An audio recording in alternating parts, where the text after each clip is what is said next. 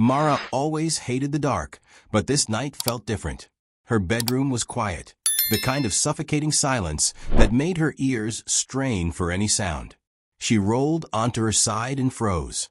Her shadow on the wall wasn't lying flat like it should. It bent strangely, one arm longer, stretching across the floor like a reaching hand. She tried to convince herself it was just the angle of the moonlight, just her tired eyes. But then the silence broke. A voice came, low and hushed, vibrating from within the black itself. Not from the hallway, not from outside, from her own shadow. "Don't turn on the light." Her body went rigid. Her breath caught in her throat. She didn't scream. She didn't move. She just stared as her shadow's arm twitched unnaturally, its fingers opening wide against the wall. The next night, Mara stayed awake on purpose. She needed to prove she hadn't imagined it. But at 2 a.m., it started again. The edges of her shadow stretched longer than her body, creeping into corners it shouldn't reach. This time, the voice didn't whisper once. It came in broken murmurs, overlapping, like multiple shadows speaking at once. "Don't do it. Don't look. Don't shine the light." Her chest tightened. The corners of the room seemed thicker, darker, as if something waited there just beyond her sight. The more she stared, the more she thought she saw movement, faces flickering in the walls, eyes blinking open, but gone when she blinked. She sat frozen, hugging her knees, as the shadows pulsed like living things. By the third night, fear gave way to anger. She grabbed her bedside lamp, her hand trembling, and whispered, "Enough." With a flick of her wrist, the bulb lit the room in a harsh glow. For a split second, her blood turned to ice. The walls weren't blank. They were covered in shapes, faces pressed into them as though something was trying to push through. Eyeless, screaming mouths gaped silently, stretching toward her in hunger. The bulb popped and shattered, sparks raining down.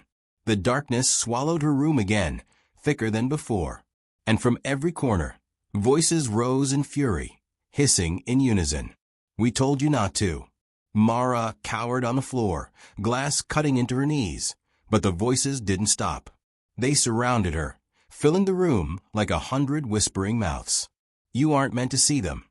The light brings them closer. Stay with us in the dark." Her shadow stretched across the room, longer, taller, until it loomed over her like a second body. It bent down, its mouth aligning with hers, and she heard it whisper directly into her ear, "Obey us, and you'll be safe." Her heart pounded. She was bargaining with shadows, and she didn't even know what safe meant anymore. But her gut told her, whatever the light revealed was worse than the whispers. The shadows kept their promise, but only by force. Every time she tried to bring light into her home, it died. Light bulbs cracked in her hands. Candles flickered out before the match touched the wick. Even her phone dimmed the second she unlocked it. The house grew darker each day. Furniture disappeared into the black, then entire walls. Her home shrank around her, consumed by the shadow world that pressed closer every hour. She could feel them now, hundreds of unseen figures in the corners. She couldn't see them, but she knew they were there.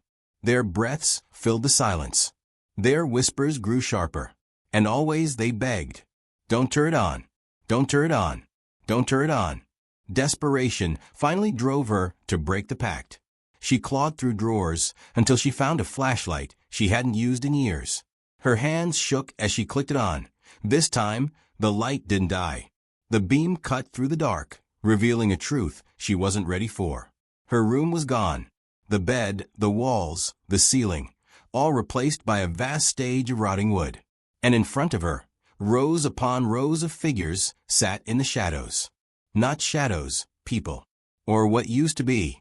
Their hollow eyes gleamed in the light, their mouths stretched into endless grins. The shadows had been an audience all along, watching, waiting. When the light fell on them, they stood. And in unison, the theater erupted into a scream so loud it cracked the beam of the flashlight itself. The light flickered, then died. The applause came next,